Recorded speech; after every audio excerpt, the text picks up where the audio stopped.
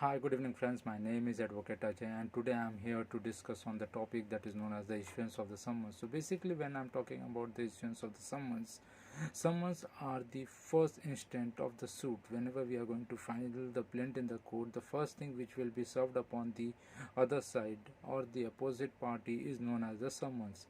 So, summons will have a detailed description about the claims or the allegation which you have levied, the relief which you are seeking from the court or from the opposite parties.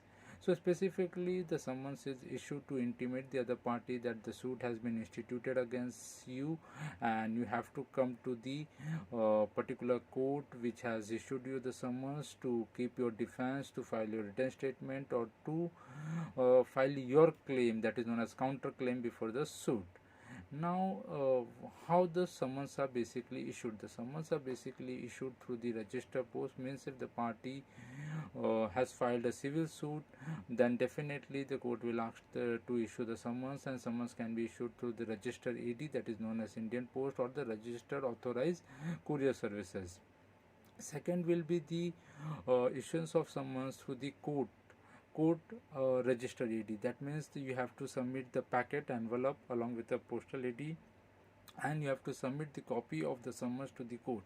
The court will scroll and issue a particular number on the particular packet, on particular postal ID, and particular number on the summons, and which will be sealed by the court and will be handed over to you to dispatch it through the Indian Post.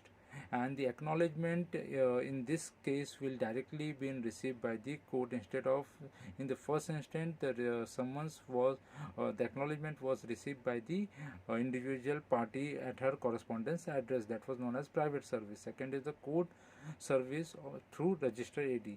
Third is the service which is asked highly to be done through a bailiff. So basically in this situation the court officer, that is the officer of the court, will be given direction that this is the summons, you have to issue it to the other party. So the officer of the court will go along with the copy to the address or the correspondence address, and he will mark his report whether the party is accepting the summons, whether the party is refusing to accept the summons, or whether the party is not residing on the address. And whatever the report is there has to be noted down by the bailiff, and that particular report is directly sent to the concerned court, and the court has to take an appropriate actions. If the court is satisfied, yes, bailiff report is very perfect, he can part ex parte order, or subsequently he can ask the plaintiff or the complainant to get the affection order, that is the to get the summons to be affixed on the premises which is known as the last known correspondence address or last known location where that person was seen or traced.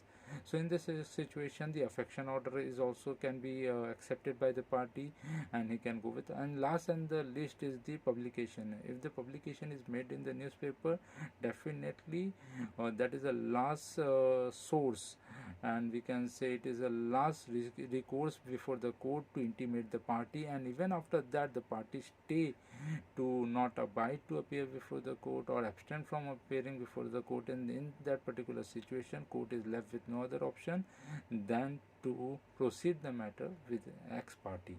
Thank you.